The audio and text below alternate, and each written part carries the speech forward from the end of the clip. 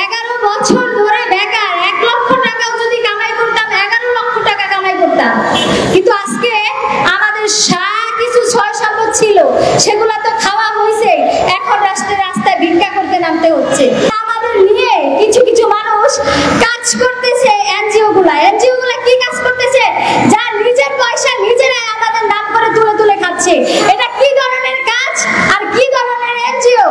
তাদেরকে কিছু উদ্ধার করা হয়েছে, কিছু ধস করে একদম মাটির সাথে মিশিয়ে দেওয়া হয়েছে। তাদের কিছু কিছু সময় গুলি পাওয়া যায়, হাড়গোড় পাওয়া যায়, তাদের ডিএনএ টেস্ট অবধি করা হচ্ছে না।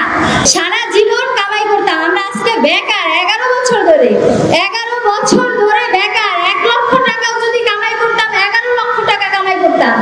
কিন্তু আজকে আমাদের কিছু ছয় সম্পদ ছিল, সেগুলো তো খাওয়া হয়েছে, এখন রাস্তায় ভিক্ষা করতে নামতে হচ্ছে। এই অবস্থায় কতদিন কে পারবে? এই অবস্থায় পরিবার পরিজন সবার কাছেই তো আমরা এক হিসাবে বোঝা।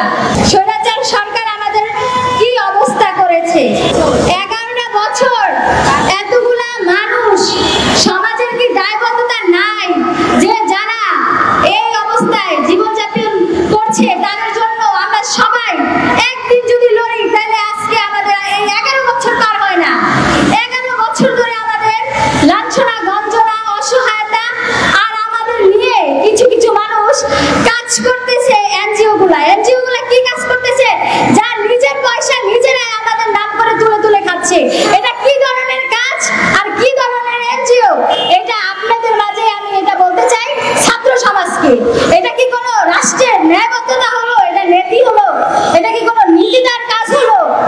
আমাদের মতো অসহায় ল্যাংড়া ঘোড়া তাদেরকে নিয়ে ব্যবসা করে খাওয়া কি তাদের? হ্যাঁ, এটা কি ঠিক?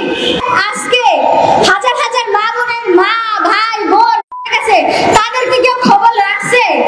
আজকে আমি আজকে প্রতিবন্ধী, আজকে আমার 2টা পায়ে 6টা অপারেশন। এরকম অনেক মানুষ আছে যাদের মেরুদণ্ড হাড় গুঁড়ো গুঁড়ো হয়ে গেছে, যারা হুইল চেয়ারে জীবনযাপন করতেছে, অনেকে আসতেও পারতেছে না।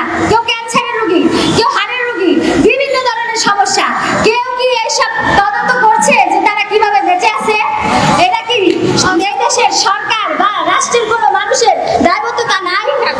আমরা ইতিমধ্যে জানি যে আমাদের এই স্বৈরাচারী সরকার আমাদের যে কি অবস্থা করেছে। তাদেরকে কিছু উদ্ধার করা হয়েছে, কিছু ধস করে একদম মাটির সাথে মিশিয়ে দেওয়া হয়েছে। তাদের কিছু কিছু সময় গুলি পাওয়া যায়, হাড়গোড় পাওয়া যায়, তাদের ডিএনএ টেস্ট অবধি করা হচ্ছে না। তাহলে কতগুলা মানুষ নিখোঁজ আছে, কতগুলা মানুষ আহত নিহত আছে, কতগুলা মানুষের এই লাঞ্ছনা, বঞ্চিত, বঞ্চনা এগুলা কেন হচ্ছে? এদেশের এতগুলা মানুষ মুক্তিযুদ্ধ করে দেশ স্বাধীন করতে পারছে। সাধারণত এই বিষয়টা যদি সবাই মিলে যদি কথা বলে, তাহলে কোন সরকারের পারে না 1 সপ্তাহের মধ্যে আমাদের দায় দাবি মাইনা নিতে হবে। 1 সপ্তাহের মধ্যে